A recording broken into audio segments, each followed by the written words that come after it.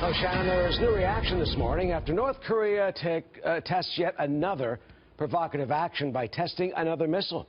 U.S. officials say Kim Jong-un's regime test-fired that missile on the country's east coast along the Sea of Japan. But that test reportedly failed, the missile blowing up about 5 seconds after it was launched. You know, this comes just days after President Trump warned about North Korea's continuing behavior. At meetings on North Korea, he's acting very, very badly. I will tell you, he's acting very badly. Thank you, folks. So, can the regime be reined in? John Bolton is the former U.S. ambassador to the United Nations, senior fellow at the American Enterprise Institute, a Fox News contributor, and chairman of the Gatestone Institute here in New York. Ambassador, he's belligerent, brazen, defiant, and Kim Jong-un shows no signs of backing down. And there are fears that he could be practicing a possible first strike on the U.S. What do we do?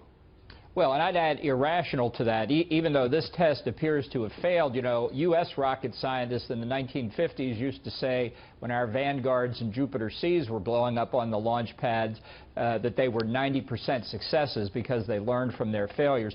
There's no doubt that North Korea, particularly over the last 8 years, has made a lot of progress in getting to its objective of deliverable nuclear weapons. And we've had American and South Korean military officials say that their ability to do that could occur very, very soon. In fact, some people have estimated next year. So we're running out of time here. The administration is reviewing its options. Some have talked about imposing new sanctions. I'm certainly all in favor of that. The Bush administration never should have lifted the sanctions. But I don't think that's nearly enough. I think this risk is palpable. And I think the only long-term solution, which is reunification, we may be running out of time on. We don't appear to be raising it with China, which has unique leverage over the North. So I'm extremely worried. And I'm worried not just about North Korea, I'm worried about Iran, too. How long would it take for Iran to get a deliverable nuclear weapon?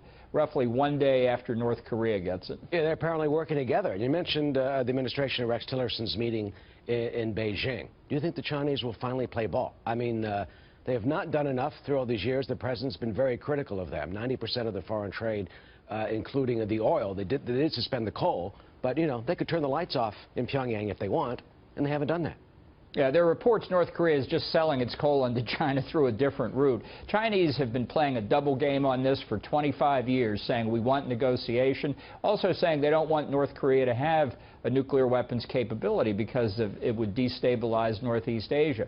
But they have failed to do what they alone have the capability of doing, which I think is the real objective here, and bringing the regime down in a way that leads to a sensible reunification of the peninsula. People say, oh, the Chinese will never accept that because they don't want American troops on the Yalu River. And it's true they don't want American troops on the border. We don't want to be on the Yalu River either. There is a way to work this out.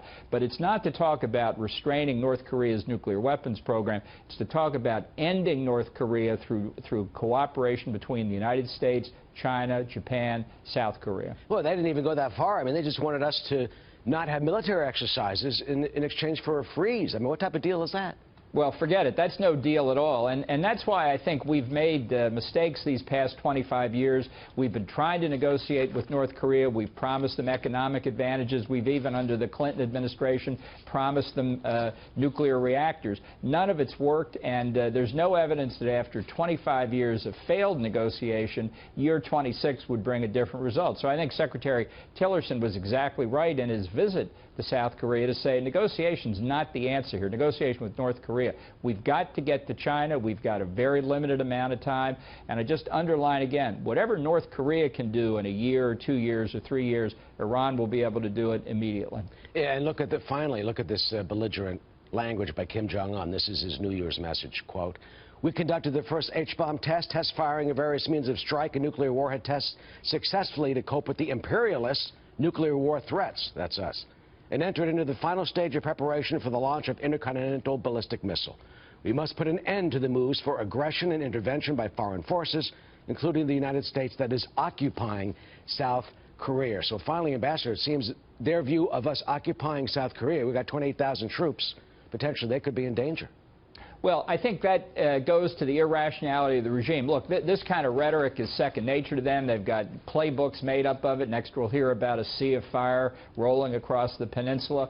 The problem is that at some point the irrationality may kick in at a moment when we don't expect it. The longer this regime continues to exist with nuclear and, let's not forget, chemical and biological weapons, again, that threaten the innocent civilians of South Korea, it's a danger worldwide. Very unstable. Ambassador John Bolton, always good to see you. Thank you, Eric.